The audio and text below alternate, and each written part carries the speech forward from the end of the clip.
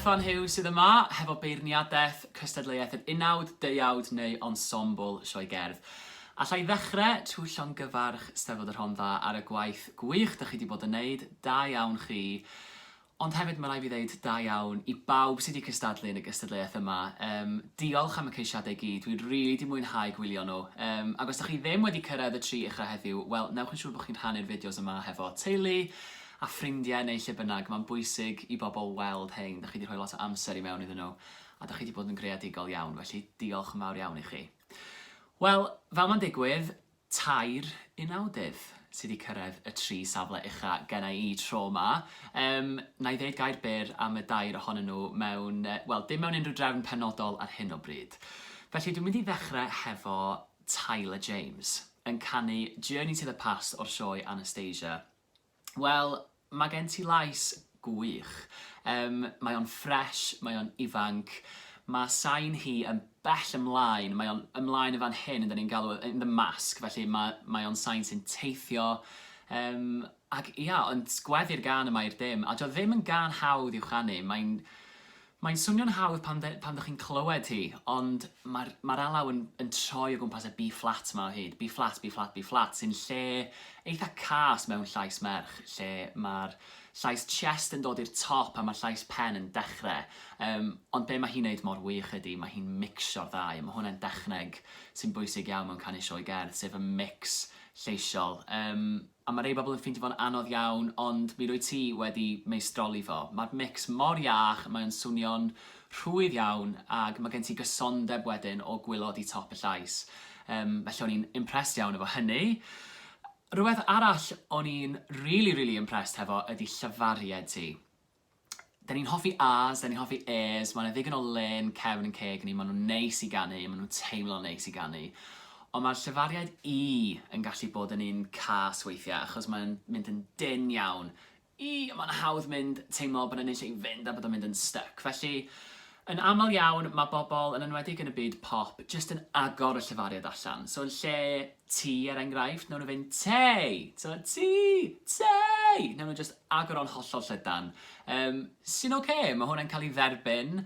Dwi yn bersonol, mewn caneuon sioe cerdd, dwi yn really hoffi llafariad pur glân. Dwi'n meddwl bod nhw'n classy, dwi'n meddwl bod nhw'n jyst yn dod â rhyw touch bach ychwanegol, ac be mae Tyler yn dweud fan hyn, mae'n cadw'r ease yn lan bob tro. Maen nhw'n bir bob tro, mae'n dod â sain hi ymlaen, a mae'n y vibrato naturiol stunning yn dod drwodd ar y llafariad I. Felly, tick box number 2 yn i wrth y modd efo hwnna. A mae rhaid i fi sôn am y nodyn o ola. Eto, techneg perffaith sioe gerdd. Mae hi'n neud rhywbeth yn ni'n galw yn straight tone vibrato. Felly, os ydych chi'n canu can efo big finish, nodyn mawr ar y diwedd, be sy'n tueddu i weithio'n dda iawn ydy glanio ar y nodyn hefo straight tone. Hynny ydy dim vibrato o gwbl. A wedyn, ydych chi'n dal y nodyn yna, a tra mae'r piano a'r gerddorfa yn neud i'w fireworks o danodd, suspensions, resolutions, ac yn cyrraedd i cord ola nhw, ar y beat ola yna, ydych chi'n release a gadael y vibrato naturiol ddod i mewn. A mae o just yn rhoi elfen o fatha tensiwn ar y diwedd, a wedyn ti'n cael yr vibrato amazing ma, a mi nes ti hynny ar y diwedd. Felly, os ydych chi eisiau clywed hwnna, gwrandwch eto, mae werth clywed. Yr unig beth fys fi'n gallu deud rwan ydy sy'n ni'n hoffi bod yr intention ma sy'n gen ti yn dy lais di a'r ffaith bod y llais mor bell ymlaen a bod y lafariad di mor bir. Dwi eisiau gweld hwnna yn dy wedd di. Dwi eisiau gweld o'n dy gorff di, y ffordd ti'n perfformio, yn wedi pan mae'r key change yn dod, dwi eisiau gweld newid, lle mae hi'n mynd one step at a time, mae hi'n gwneud penderfyniad, here we go. Felly just rho'r intention yna yn dy berfformiad a paid o bod ofyn gwneud hynny. Symud ymlaen, dwi'n ramblo'n barod. Yr ail gantores dwi'n mynd i sôn dipyn bach am ydy Rachel Stevens, ac mi roedd hi yn canu She Used to Be Mine o'r sioe Waitress. Mae'r gan yma wedi bod yn boblogaidd iawn dros y blynyddoedd diwetha, ac mae'n amlwg pam. Mae'n gymaint o le i ddeud stori, mae'n alaw yn lyflu, sy'n gallu cael adeiladwaith da. Felly, canodd yn siwtio Rachel i'r dim. Ac mae just yn gantores gutsy. Mae just yn mynd i, she's going to serve you vocals o'r dechrau i'r diwedd, a dyna'n union mae hi wedi gwneud. Mae gen i adnoddau lleisiol gwych. Mae'n canu F-sharps gwylod yma hyn. a maen nhw'n llawn, a maen nhw'n gyfoethog, a dyn nhw byth yn brethu. Felly mae hynny mor impresif cyn dechrau. Ac o'n i'n gweld ti hefyd yn rhoi'r ymdrech i mewn i drio cadw nôl ar y dechrau fel bod gen ti rhywle i fynd. Achos pan mae gen ti adnoddau lleisiol fel rhywun fel Rachel, mae'n hawdd just gadael o gyd fynd, here I am, dyma'r llais. Felly mae'n bwysig bod hi wedi tynnu nôl ar y dechrau, denu ni fewn, a wedyn pam mae'r adeiladwaith yn dod a ti'n cyrraedd llefydd fel y mid-late, mae hi'n gallu just let rip a ti'n gallu clywed y llais amazing yma. Felly ia, nes i really fwynhau perfformiad yma. Mae yna cwpl o riffs really cyflym yn y gan yma, felly wrach just gweithio'r taclus o heina fyny mymryn, dwi'n stickler am clean riffs, ond ar ddiwedd y dydd ti'n canu am wr sydd ddim yn neis iawn efo ti a ti'n mewn dead end, felly pan bod fi'n cwyno am riffs, dwi ddim yn gwybod, ond da iawn ti, nes i really fwynhau'r perfformiad yma. A'r gantores ola dwi'n mynd i siarad am sydd wedi cyrraedd y tri ydy Seren Haf. Yn canu Out Here on My Own. Dwi wedi clywed Seren yn canu yn y gorffennol a nath hi wneud union yr un peth yn y gystadleuaeth yma a nath hi y tro dwytha. Mae hi just yn tynnu chi fewn yn sydd hefo yr actio. Mae acting through song hi yn wych. Mae o'n naturiol. A dwi'n meddwl beth sy'n neud o mor llwyddiannus ydy, ti'n gweld hi yn sylweddoli pethau wrth i'r gan fynd yn ei flaen. Ti'n gallu gweld y cogs yn troi yn ei llygad hi, mae'r cloc yn ticio. Ac di hi ddim jyst yn mynd, rwan dwi'n mynd i wneud hyn achos dwi di ymarfer hyn. Dwi'n gweld penderfyniad, reit, dwi'n sylwi hwn a mae hwn yn digwydd. A mae hynny yn wych achos mae'r perfformiad yn ffresh. A pan dwi'n gwylio hi, dwi byth yn teimlo, mae di canu hwn i weithio o blaen. Mae yn emotions, mae fel robot. Mae'n teimlo yn naturiol ac yn ffresh bob tro. Felly mae hynny i'w gamol ac o'n i mor impressed. Just gweithio rwan ar gael y vocals ne i fatio yr actio. Dwi just eisiau ti ganu drwy'r brawddegau cerddorol yma, paid a bod ofyn canu drwyddyn nhw efo bach o gut, yn enwedig pam sy'n cyrraedd diwedd y gan, achos mae hi'n gwneud penderfyniad be mae hi'n mynd i wneud. Felly mae dy actio di yn bendant yn cynrychioli hynny, ond gweithio rwan ar y vocals a pan mae ddau'n dod at ei gilydd, fydd o'n berffaith. Felly, dyna'r dair ohonyn nhw. So, Tyler, Rachel a Seren. Diolch i chi gyd, gobeithio y beirniadaeth yn oce, ac os ydych chi ddim wedi cyrraedd y tri ucha, gobeithio bod chi wedi gallu cymryd rhywbeth o'r beirniadaeth yna, fydd yn addas i'ch perfformiadau chi, a gobeithio fydd o yn helpu chi yn y dyfodol. Ond mae rhaid ni gael cynta ail o trydydd, felly heddiw, dyma sut dwi'n gweld hi. Mae'r drydedd wobr am weld y cogs yn troi a'r naturioldeb gwych yn mynd i Seren Haf, llongyfarchiadau. Weithiau dwi'n gofyn beth yw beth, pwy dw i, ydw i'r un peth. Mae breuddwydio yn weithred blin yma wrth y hun. O hyd yn profi'n hun, bob tro'n asi am y seren fri, i'm tywys i ymhell o'r llun yma wrth fy hun. Pan fo'r byd yn ddigid,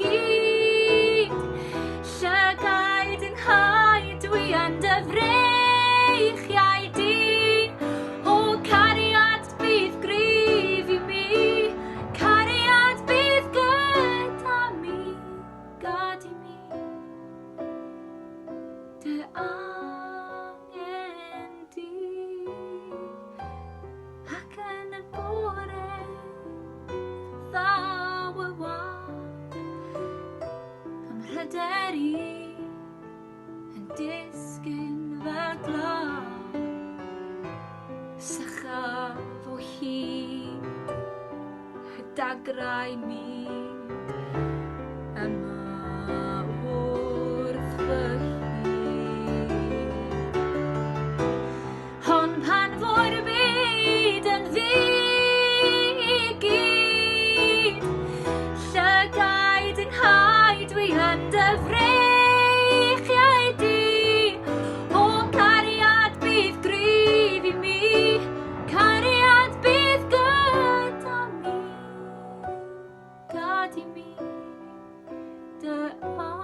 angen di. Weithiau dwi'n gofyn beth yw beth. Pwy dw i? Ydw i'r un peth? Chlywai neb fi a fy nghri.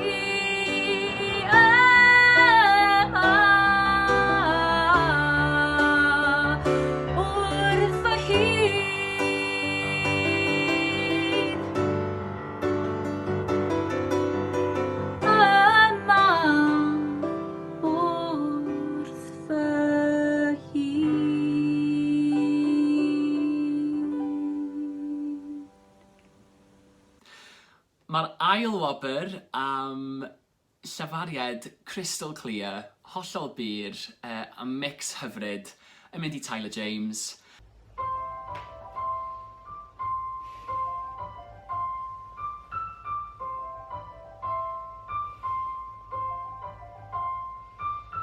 Calon paid a phoi, der paid a chwilio paid troi nôl, nawr dyn ni'n rhydd.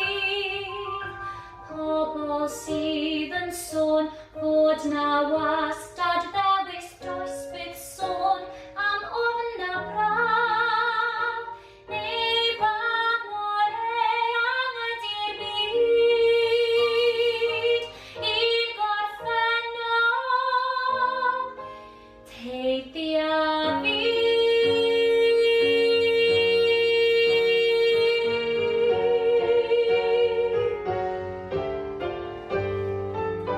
Rhywle lawr y ffordd, sgwni bwy fydd yno, mae'r breuddwydion nawr yn glir. Preichiau cadarn cryf i gadw fi rhag tristwch nawr dwi gartref gyda thi. Yn dechrau nawr fydd ysgau i'r gorffennol teithi a fi.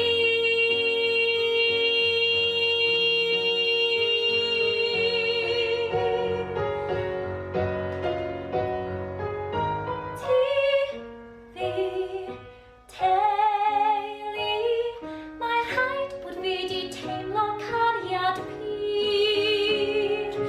Fi chi teulu, byddai byth yn gyflawn heb ddarganfod chi.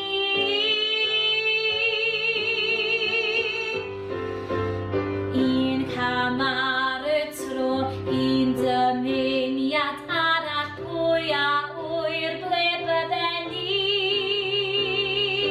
Nôl i blentyn bach, ymlaen i fynydfod, holdir dyfodol ddim yn glin. Wel, dyma arwydd glin, dyma trywydd gwir, dyma yw fy nghyfle i. Ac i'r gorffennol teithi a fi.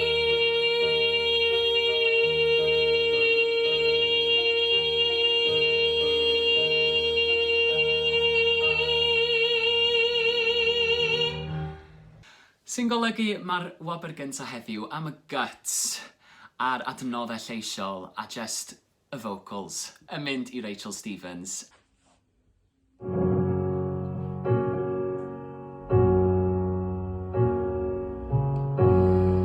Nid yw'n hawdd i ddweud bob dydd sa'n deall fy hun. Mae'r sgidiau a'r ffedog, y lle mae ar ddiod yn dioddau bob rhan o'm hoendod. Nid yw'n hawdd i weld, dwi ddim yr un peth ag yr oeddwn ni o'r blaen. Mae'n wir, do'n i ddim moyn dim sylw na pharti, ond dwi'n dal i'w chofio hi. Nid yw perffaith, dyna ffaith, mae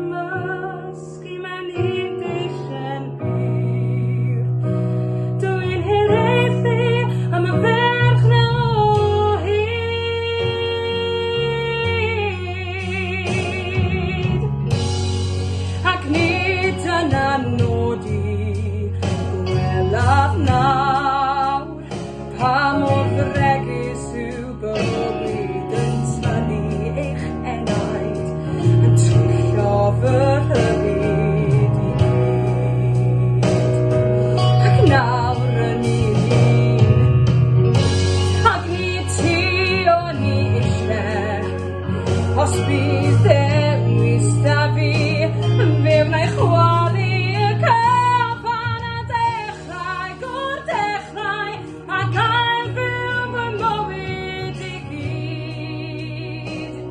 Fel y fel sydd yn rhydd, sydd yn bwysig, dyna hi, sy'n mewn poen, ond sy'n ddewr gydag egni ac yn wir, nid oes gobaith yn eich ariad hi.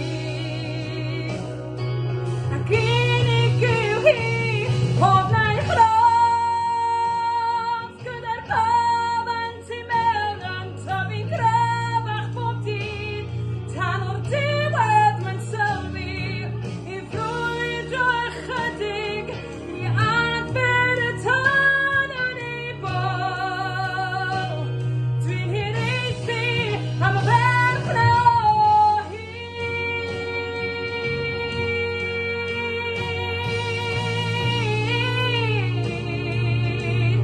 O'n ferch na o hyd.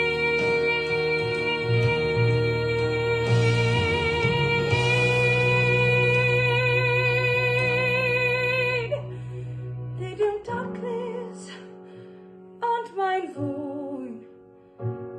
Mae hi'n unig, heb unrhyw gwyn, pob un teimlad wedi cymysgu mewn un deisen byr. Dwi'n hiraethu am y ferch na o hyd.